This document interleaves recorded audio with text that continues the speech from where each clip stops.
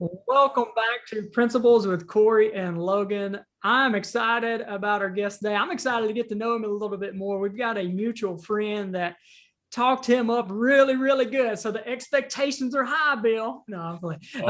This could be bad. This could go terribly wrong. No, it's going to be great. It's going to be good. I trust Drew, but he spoke very highly of you. More importantly, I think he was making a transition in his career and life, and you really, really made an impact on him, helped him in that situation, and getting to know you. That's one of the key things you work on, and you can tell us a little bit about that. And we were talking a little bit before too.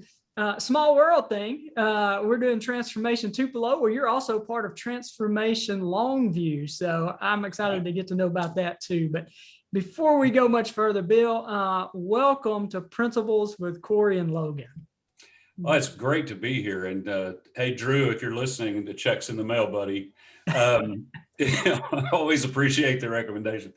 I'm just really thrilled to be here today. It's good. I love talking about leadership and change management from the people side of change, and all of those things are things I love having conversations with. And certainly Drew and I had many of those conversations over a cup of coffee, it was good. And I'm happy to hear that I was helpful.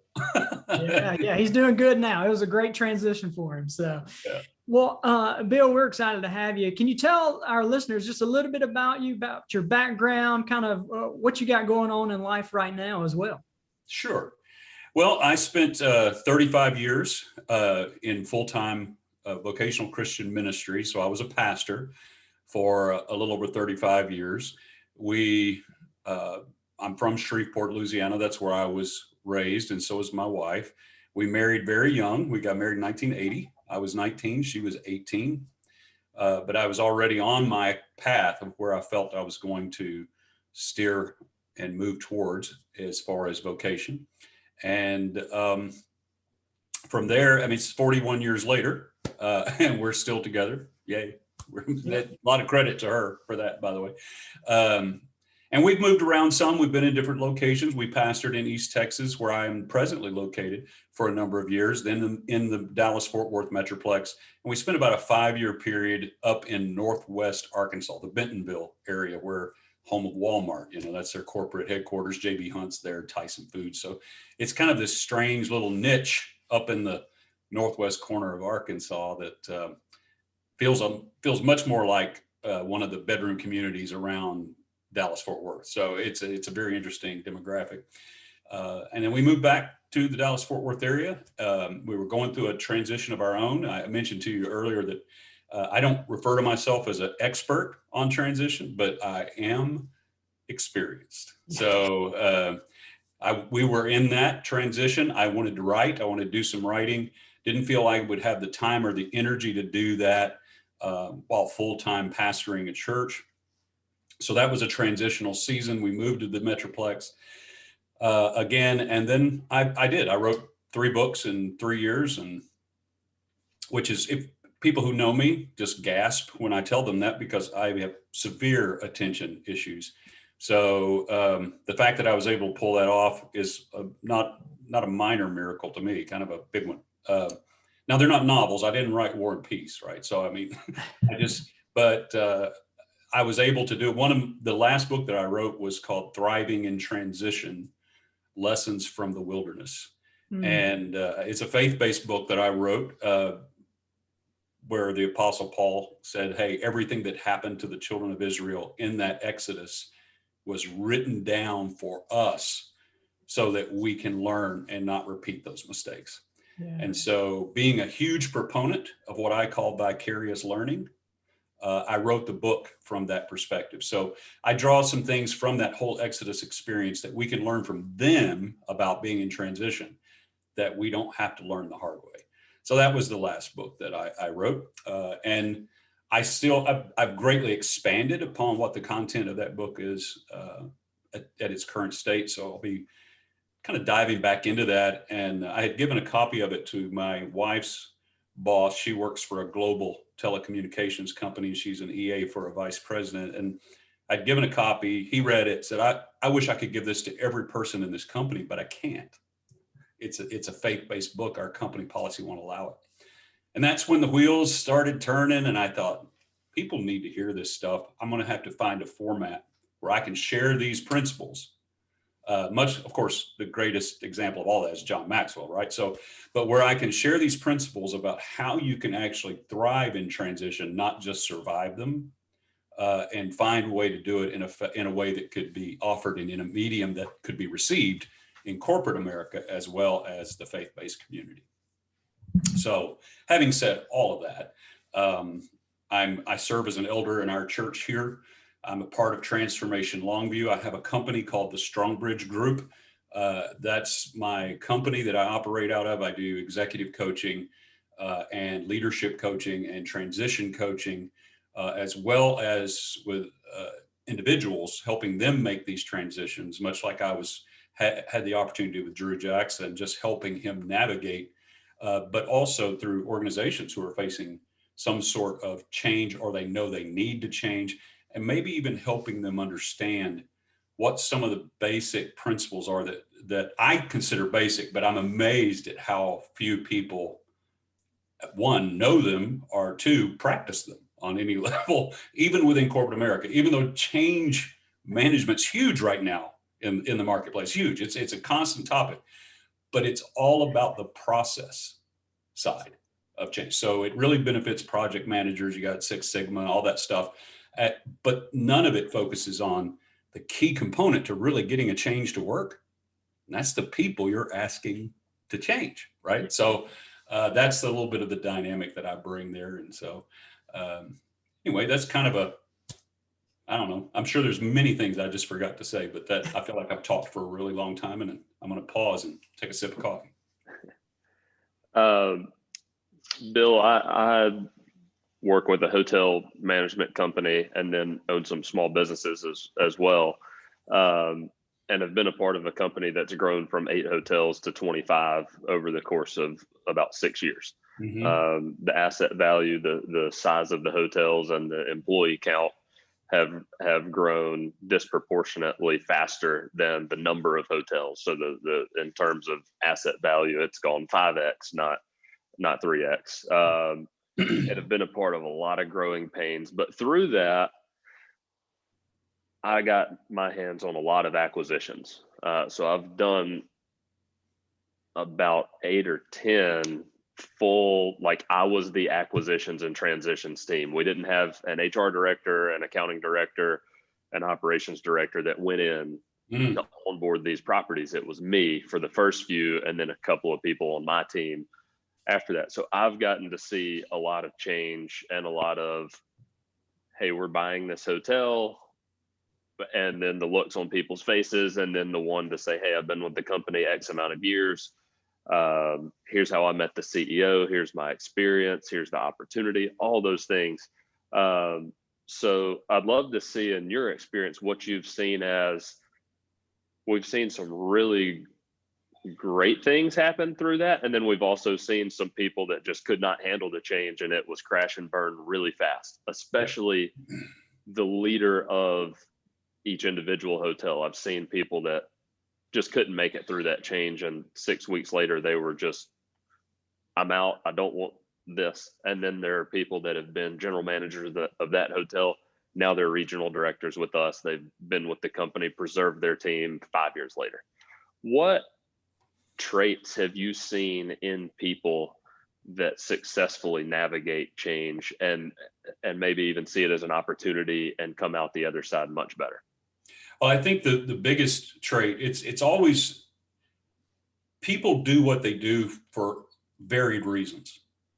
Some people rise to the place, let's say, of being a general manager in one of those hotels, and what drives them is just being the guy or the gal, being the one in charge. That's really what it's about for them. And so if there's any change to that, the whole motivation of why they're doing what they do is now tampered with. So that can be an element.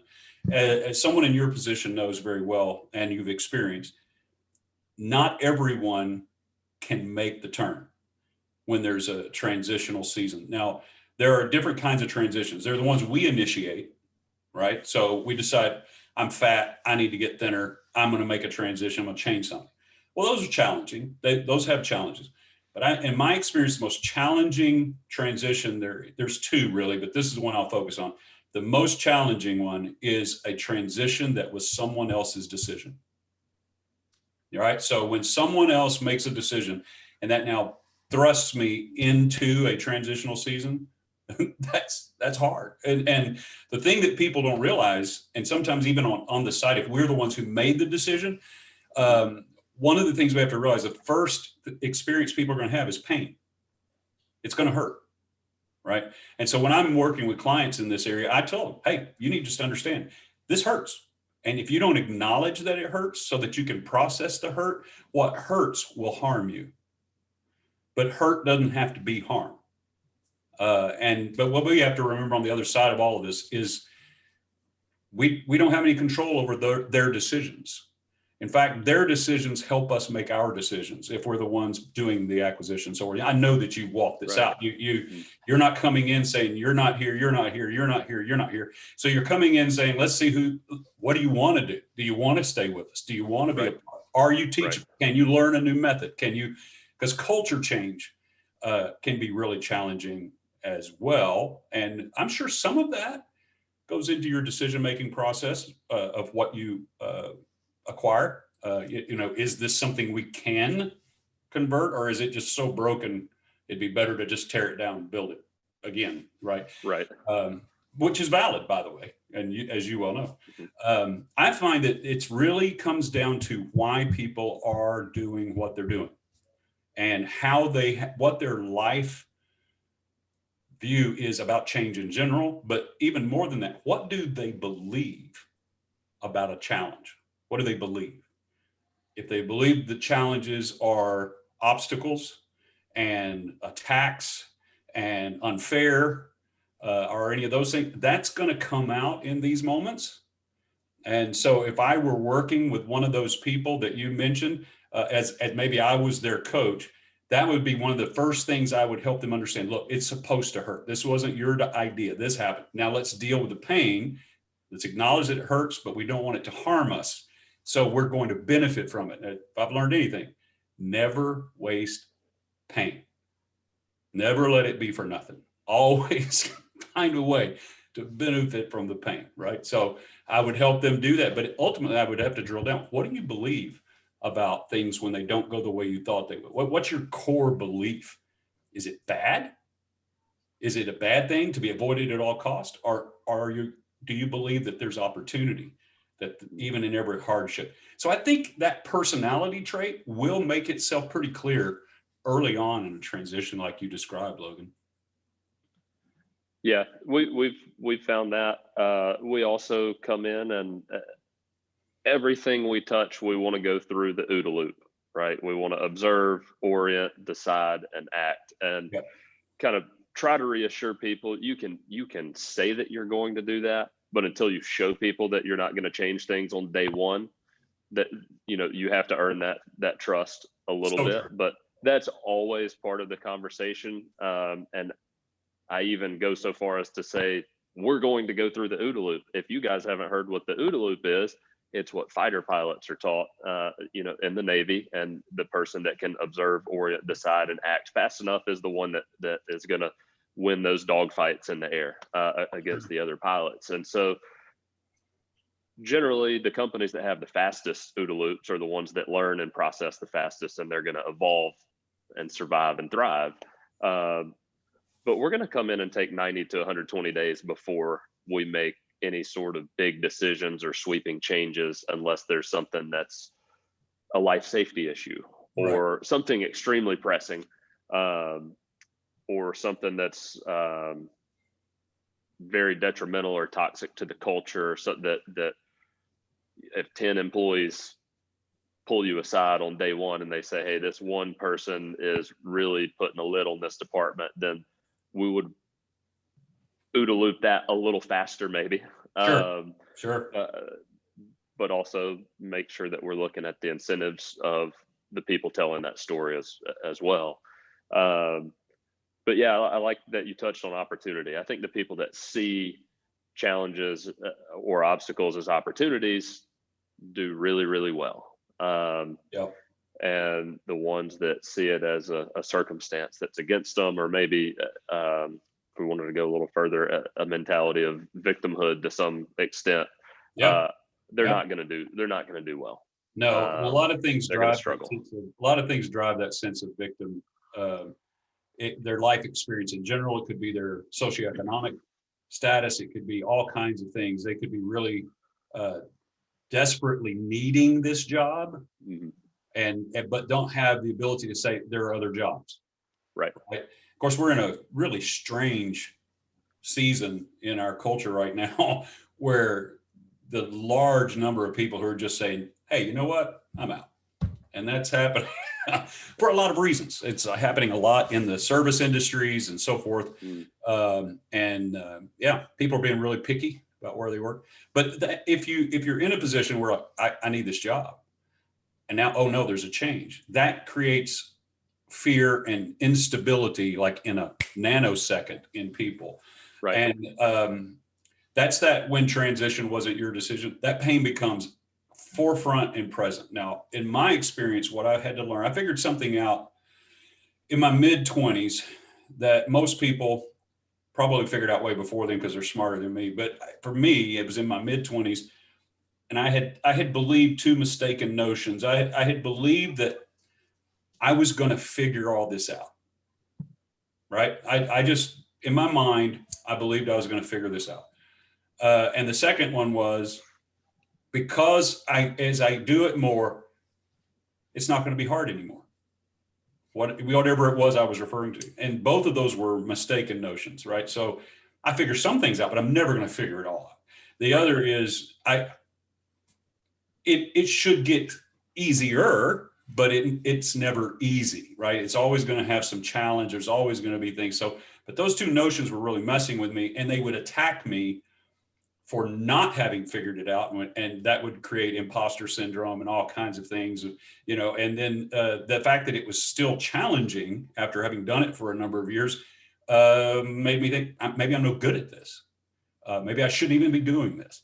But when I addressed those two things, it really helped me. So a lot of people are living under those two notions, and you can come up against that in a transition situation. Transitions do two things. All transitions do two things.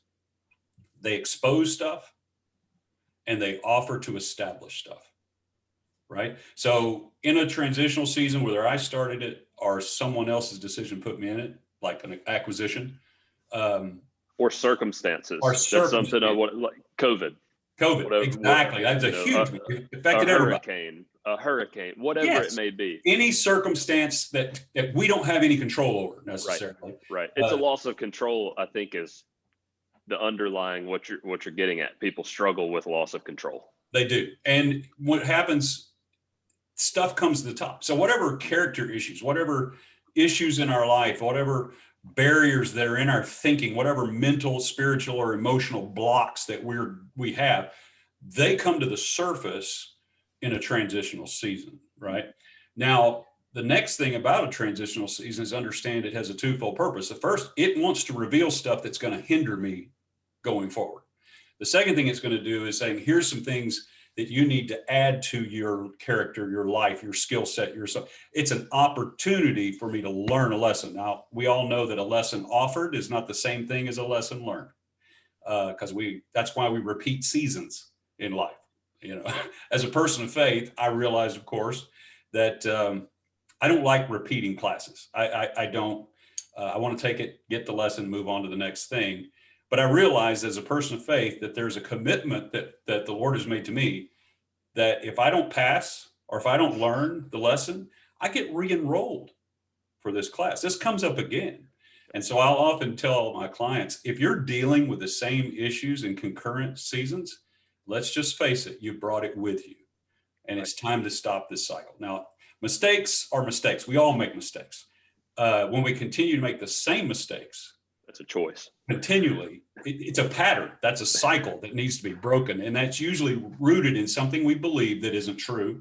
Something in there, some mental or spiritual or emotional block, and it needs to be addressed. And so helping people get to that, sometimes it's one of the benefits, because in your company, I know you take a lot of time, you want to try to help people through, but unless you have people on your staff who know how to move from the OODA loop to how can we get this person through this, or is it not going to happen? Yeah, I know you got to make that decision at a pretty limited time, but this is why, is really why I started my company. It's people need help with this.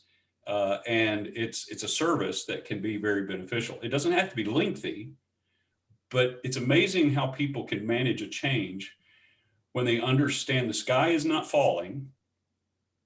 You're going to wake up tomorrow and you have a superpower: choice. We all have it. I can't choose everything. I don't have a choice in everything that happens to me, but I get to choose how I respond to everything. And that's a superpower we were given by God. So sometimes just helping people understand, hey, your choices, you've got choices here. And we're going to respect those choices. If you decide this is too hard, I can't do it, I don't want to, okay, great, we respect that. But if they say, well, I really need this job, I'd really like to try and do this, then it's up to you on your side, Logan, to say, do we have the resources, the time, and so to do that, or do we need to see if we can help them find that help somewhere else? If there's someone that you identify as, we need them in this organization. Right. Several different rabbits that I want to chase. But one, you use the term learning vicariously earlier. Yeah.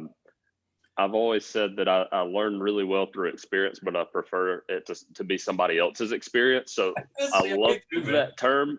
I'm putting it in my personal dictionary. Nobody's ever put it that well. So thank you for that nugget. You're welcome. You're welcome. Cory Lee, just to kind of recap one thing that you said at the beginning of answering that question, Cory always says that experience is not the best teacher. Evaluated experience is the best teacher. And we're not going to take those lessons with us if we don't stop to evaluate the experience we just had, because we're not gonna take what we need with us. So I kind of asked from the, what traits do you see in people that successfully navigate change? But now I want to flip it. What can we as companies, or for instance, Cory and I have been on a board at church together to help drive engagement and connection within our church body, and then increase the impact we're having in our community, which has required changing the way that we do some things in terms of how we are engaged with each other. Mm-hmm.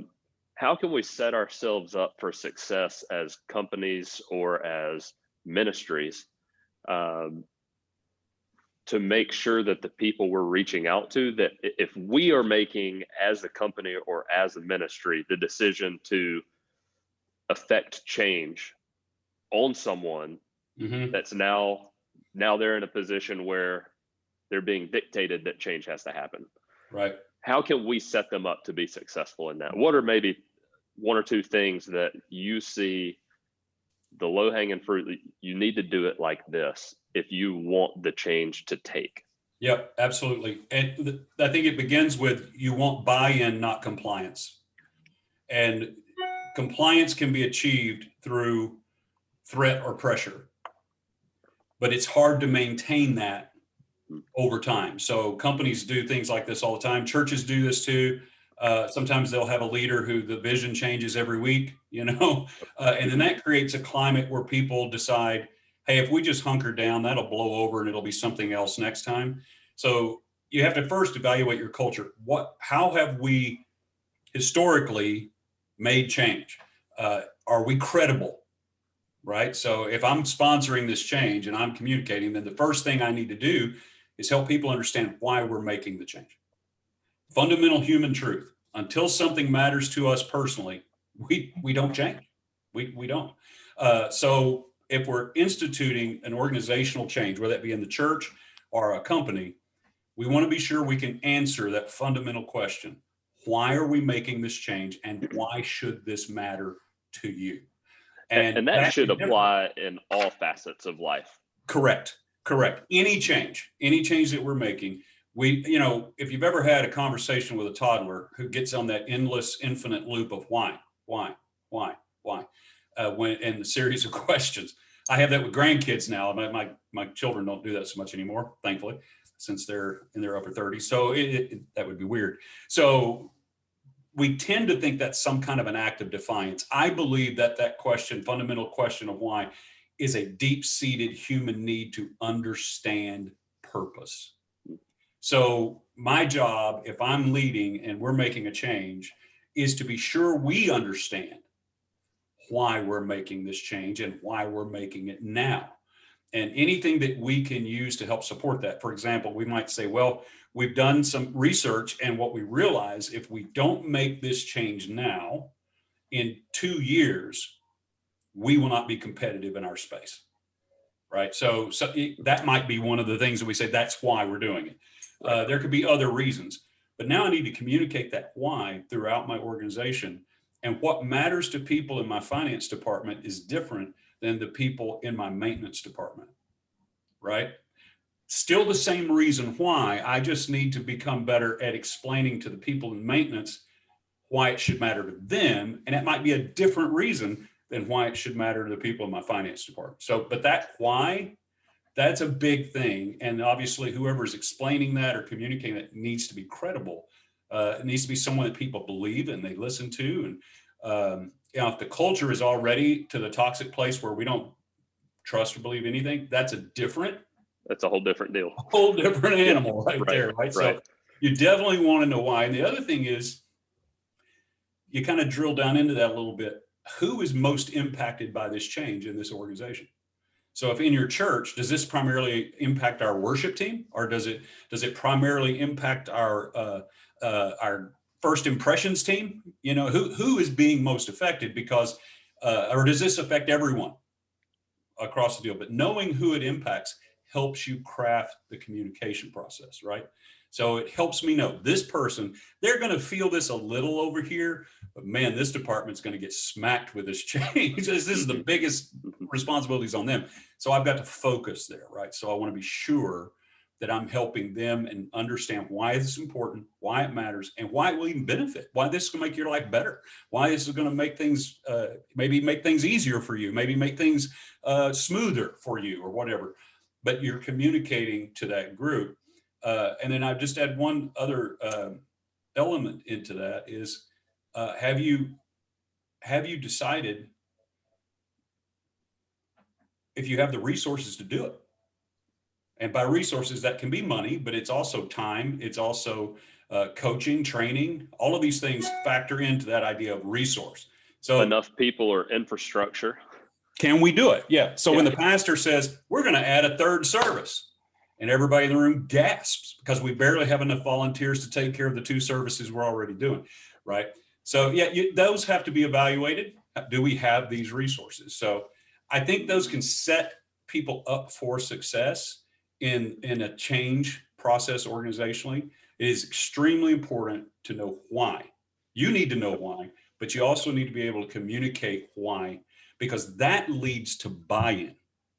If you're taking the time to inform people, this is why this matters, and this is why it should matter to you that we're making this change, then your opportunity of buy-in goes way up. Now, I will tell you this, buy-in will bring you people's A game. Compliance will always bring their C game. Mm-hmm. They're just going to do they're going to do the minimum. They're not going to help you. And the moment there's a release of the threat or pressure that got their compliance, they'll go right back to another C word, what's comfortable. They'll go back to what's comfortable. So we definitely should always be aiming for buy-in. And the only way to get buy-in is through people trusting us, that we have the company and them, the organization and them, their best interests at heart, which is relational equity that we've built over time. And so that if we have to make a withdrawal out of that relational equity account, we don't overdraw it. That's right. So that takes intentionality and investment into people that they know, not only that we want to lead them well, but we care about them. And so when we take the time to communicate and craft communications about why we're doing this and why this should matter to you, and we get that buy-in, well, then that dip, that lag that always happens when you make a process change, right? or you're introducing some new thing into the stream. There's always there's a dip, there's a lag. But with buy-in, you start to building, you don't just have a sponsor of the change, you're starting to now build a coalition of sponsoring the change because people are buying into it. And that greatly reduces that gap, that lag, so to speak, while people are trying to get caught up, understand whatever. But the more bought in they are, the faster that happens and the smaller that gap becomes. Yep. Love it. A couple of things to tag on to that. I've heard before and adopted that we want responsibility over accountability. I want people on my team that take responsibility for things because they have buy-in and believe in the vision, not people that I have to hold accountable. Right. And that's that buy-in versus compliance. It is. The other thing is the underlying prerequisite for all of this, and this is Cory's favorite topic, is having clarity of vision. Yes. Because you cannot explain the why. You can explain a surface level why, but then when you get pressed and you get the second and third, okay, why? Why do we need to be more profitable? Why do we need to do this? Why do we need to do that? If you don't have a crystal clear, well-articulated vision, you can't explain it different. You cannot craft that pitch to each different department the right way because there's no alignment of vision. And I think that's where a lot of people get sideways with finding buy-in, is because, like you mentioned earlier, maybe the vision changes with the wind a little bit, but you have to have that vision to be your North Star so that you can pitch the why with conviction, and then have a culture that's magnetic, that attracts the right people that share that vision, but repels the people that may be phenomenal at whatever it is that they do, but they may not believe in the vision and it may not be the right fit for them. Yeah. Sometimes people with great talent cause the most trouble. And can upset all kinds of things. And then you have an organization that lurches forward. So it's just like a little bit of progress because of that great talent. But then here comes the setback because of this. Instead, maybe someone's not quite as talented, but they're fully bought in. They get it. They see it. They understand why it matters, and they want to be a part of it. That process forward may be a little slower, but it's steady and it's healthy, and you're going to keep moving forward without all this. It's sustainable. That's right. Totally. Yes. Scalable and sustainable. Yeah. Sorry for the abruptness, but I've got an FCA meeting in 5 minutes. So I've got to hop out of here, but I wanted to selfishly pick your brain on that stuff because it impacts me every day. Well, you're welcome, man. Thanks. It's great to meet you, Logan. I hope you as well. You as well. Have a great day. I'm going to turn it over to you guys, but I've thoroughly enjoyed it and really wish I wasn't double booked right now. I understand. So you guys take care, and hopefully we'll be able to do it again. Sounds good. All right. So Bill, you said something that actually, I love Logan's question that he asked you right there about, you talked about people changing and how they don't really like to be forced. People don't like being forced to be changed. No. But I love this question. I loved even more your response to that and getting people to buy in. Love what you said. You get to buy in, you get the A game. Yep. You get compliance, you're going to get the C game. And that's where you see people who do just enough to get by, just enough not to get fired, but getting that buy-in, that A game, that's where people start to exceed expectation, go above and beyond. So I love that. Kind of like to shift gears a little bit. I want to jump into the wilderness stuff here in just a second, but I want to ask you something. I see the picture that you got behind you, and it's got the name of your on your wall, Stonebridge. Stonebridge, yeah. And that's the name of your company. But I also see your picture. Curious, is there a story behind the title? There is. One of the taglines early on was, "Let us be your strong bridge from where you are to where you want to be." Oh. And so the image obviously is that of a bridge. There's something, bridges have a lot of metaphoric vision for me. I'm a visual person, so images speak to me. And this right behind me here, I think I'm pointing to it, is a visual expression of someone. There's actually, I don't know if you can see it from that distance, there's actually a person on a bike on this bridge, right about in the middle. And they've obviously, you know, bridges span from one location to another location. They get us through and they get us over. And I tell people all the time, transitions are supposed to be bridges. They're not destinations, which is another lesson from the wilderness, because it became a destination for a whole generation, simply because they would not embrace the purpose that that transitional season was supposed to serve. Yeah. And that happens with people a lot. Companies get stuck, individuals get stuck. So the goal is to get across, right? We want to, so that's kind of the visual imagery here. That behind me, it's a bridge. And I think I chose this one just because you don't see the pillars. It's like kind of like a suspension bridge, I think, but it captured in my mind, at least, the reason our company exists. And that is to help people make that transition or benefit or get to where they want to be. They recognize, here's my present state, here's the future state that I desire. How do I get there? Yeah. And so we can benefit them in that. So it's kind of that's a great question. Yeah. I forget it's back there, right? you're staring at it. So yeah, I like it, man. I really do. And when you said the wilderness, I love that, because I'm in a challenge right now. Me and a couple of guys, we're doing reading the Bible in 31 days. So full Bible, 31 days, and been reading through Exodus. And then I happened to read at the same time, I think it was maybe Mark 4, maybe something like that. Anyway, Jesus, it says he's filled with the Holy Spirit and he's led by the Holy Spirit into the wilderness. Yep. And then in the Exodus, Moses leads them out, but there's a statement in there that God says he takes them the long way, right? He takes them into the wilderness because if they see battle, they're not ready, right? They're not mentally prepared and they're not ready, and they would flee. So I would just, we discussed this the other day, but I would love to hear your thought on, a lot of people don't want to go into the wilderness, but it's a necessary step, just like that bridge is necessary. Yeah. I would love to hear your thoughts on the necessity of the wilderness in development. Obviously throughout the Bible, every person that God used in any way spent time in wilderness. Yeah. It's a great study. Just go out and look at it. The people that come to our minds, like, oh, wow, they had some span of time in a wilderness. The word transition doesn't occur in the biblical text, but its metaphor does. And the metaphor for transition in the Bible is the wilderness. Mm-hmm.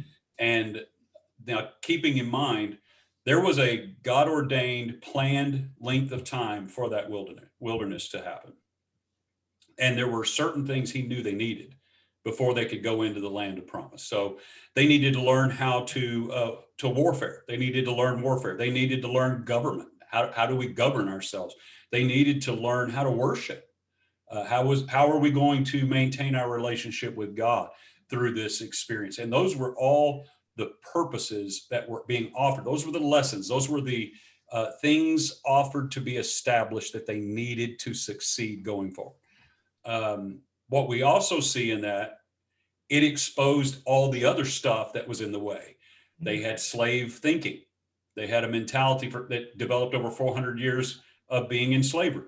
So they thought that way. It had shaped the way their brains work. So that was something that got exposed. In fact, through the journey, it's interesting. You hear them going back to this little mantra, let's go back. Let's go back to England. At least, I mean, we hated it, but at least we knew what every day would bring. We're out here, we're having to watch this cloud, and we're having to watch this fire. And when it moves, we've got to move. And this does not feel stable, right? So goes back to that control thing you talked about. It does. And so when you look at the wilderness story and as a whole, there was it probably, and some theologian scholars may move one way or the other on this, but probably about 18 months was all they were supposed to be there to get them ready so that they could succeed.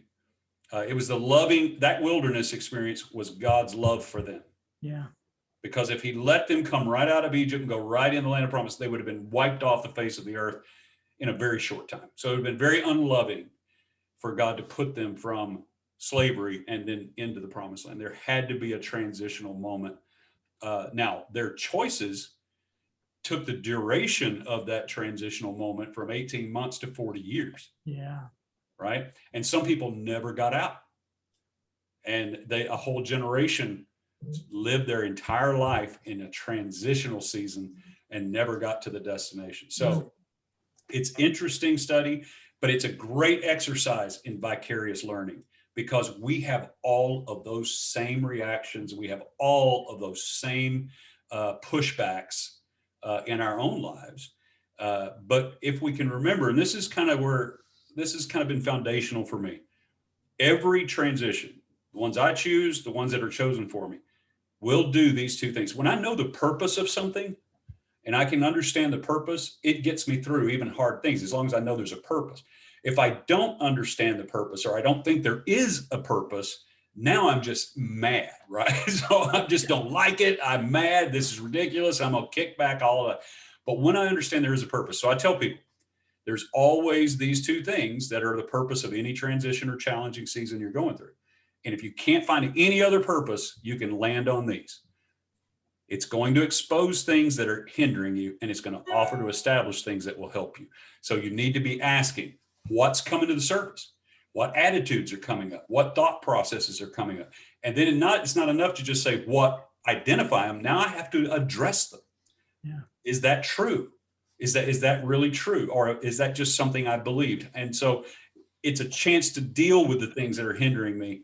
And it might be bitterness from my past, unforgiveness. It could be all kinds of things, but those things surface when we're in transitional season. So the other is, what are the lessons being offered to me? That's the second question you should ask.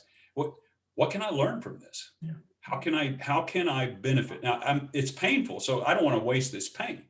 I did a YouTube video last summer. I broke my ankle back in May. Weird. I wish I had a great story. I don't. I was walking across a flat floor. I've turned my right ankle dozens and dozens of times over my life, and it finally just said enough, right? So I'm walking across the flat floor, roll my ankle, and snap it. So surgery, all that. So I did a video on 3 things I learned from a broken ankle, so you don't have to. And but I learned from it, and that's become ingrained in me. Yeah. I've also learned that where complaining starts, progress stops. Mm-hmm. So I try to limit my complaining sessions, because I know that that's just, if the whole time I'm complaining, I'm not moving. Yeah. I'm not moving forward. It's the brake pedal on everything. Complaining and blaming. And that's the things that you see in the wilderness. They complained, they blamed. And that is why they never got out. Yeah. The one who could look past it, Joshua and Caleb, they're the case studies for how to thrive. Wasn't their choice. They said, we can do it. The other 10 spies said, no, we can't. But they had to go through that 40-year period like everybody else. But what was the difference? The difference was how they viewed the transition, and they actually benefited from it. They became better leaders and better prepared for when that opportunity to step into the promised land came. You've got Joshua, who lingered at the tent when Moses was in there. He learned how to be in the presence of God and hear God's direction. And he lingered there and he grew. And Caleb is amazing, because he's 80 something years old by the time they get there. And he goes, I'm as fit for war today as I was then. And I remember everything that was said, and I want it all. Give me my mountain. Yeah. And by the way, the mountain that belonged to Caleb was where the giants were. That's right. Yeah. He said he wanted to eat them for breakfast. Let's go. Man was a dude. He was a dude. Yeah. So, but he benefited. He had to go through the same stuff everybody else did. A whole generation died off. Those 10 spies who couldn't see it, they all died off in the wilderness. But the 2 who said, no, this can happen. We could do this. And they chose to benefit, embrace the process. They made the progress, and they got to move in. Yeah, that's awesome. I wrote down what you said. I love that.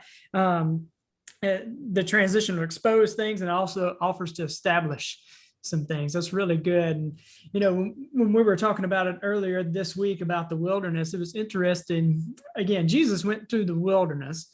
Yep. And before he went into the wilderness, he was baptized by John. It says dove comes, and then skies open up, and God says, this is my beloved son, right? And the first thing Satan does, he's there for 40 days, 40 nights. And first thing Satan does is says, if you are, so he tries to attack the identity. Absolutely. But then he really kind of says, if you are the son of God, turn these stones to bread. So it's almost like, validate yourself. Prove it. prove it, right? Validate your identity. Exactly. And then the next one, he says, he takes him up on the temple and says, I'll give you all these kingdoms. And what I thought was interesting about that, going along with our conversation with transition, many of us, I know myself, I try to skip steps, right? I try to skip ahead. Jesus could have easily turned the stones to bread. He could have easily went ahead and taken the kingdoms. Eventually, Satan was going to hand them over to him anyway, but he could have skipped the steps. And many of us want to skip through the transition. You got any thoughts on that before we wrap up? Yeah. Lots of thoughts on that. What I've learned over the years is that shortcuts are usually round trips. Yeah. And the issue of skipping steps in a process undermines the quality of the progress. So you might make a little, but not near what you could have made. What I like to help people think this way: if you need to realize you are in your present state because of a series of choices that you have made over a process of time. In order for you to experience any kind of successful and sustainable change in your life, it's the same. You're going to have to make series of choices over a process of time. I didn't wake up one morning and go, I am extremely overweight. How did that happen? Well, it happened through a series of choices that I made over a process of time. My wife and I began a health journey a year and a half for me, 2 years ago for her. She lost nearly 90 pounds. I lost right at 70 pounds. We feel great. We feel better. And the point is, we had to come to a place we understood this is not going to be 12-week process. That's right. Right. So change is the result of commitment to a process over time. And if we can't do that, if we don't do that, if we keep interrupting that, and one of the things I talk about 4 keys to successful and sustainable change. The first is awareness, but there's levels of awareness, right? So I can have the simple recognition of a need. That's one level of awareness. But then I might begin to understand why it matters. That's another level of awareness. But until that level of awareness reaches, I want this to happen, I probably am not going to change. But the second thing that I talk about that I don't hear a lot of people talk about is I have to accept the responsibility for this change. Yeah. I have to own this. So if I said, I'm going to do this exercise routine, but I'm only going to do it if my wife does it with me, I've already set myself up for failure. I've already put in a trap door that I'm going to fall through, because the moment her schedule and mine don't mesh, I have an out, right? It's an excuse. And so I can bail. I have to own it. I can now approach it from, I'm going to do this exercise routine. And if my wife can join me, that's a bonus, but I'm doing it. This is on me. So owning that. And then the third thing is ability. Do I have the ability to make this change? I may not. I may want it. I may understand it.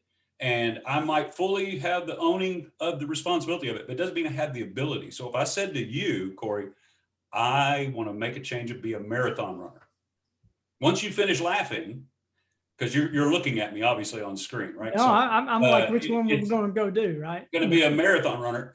You would probably, if you were my friend and you cared about me, say, well, there's a series of other changes that are going to happen first. You can't just go from being who you are and where you are to being a marathon runner. There's a process you got to go through. Other changes have to happen. So maybe the changes, maybe the ability is I've got to do some research. I need information.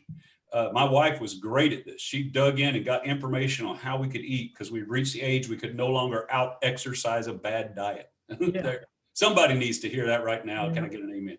You just reach an age where you can't out exercise a bad diet. So she did a lot of research so that we would have the ability to make the changes we want to make. So I won't go too far down there, but that's key. I mean, sometimes it's spiritual, mental, and emotional blocks, lies that are in our head, bad tapes playing in our head, bad soundtracks, as John Acuff refers to.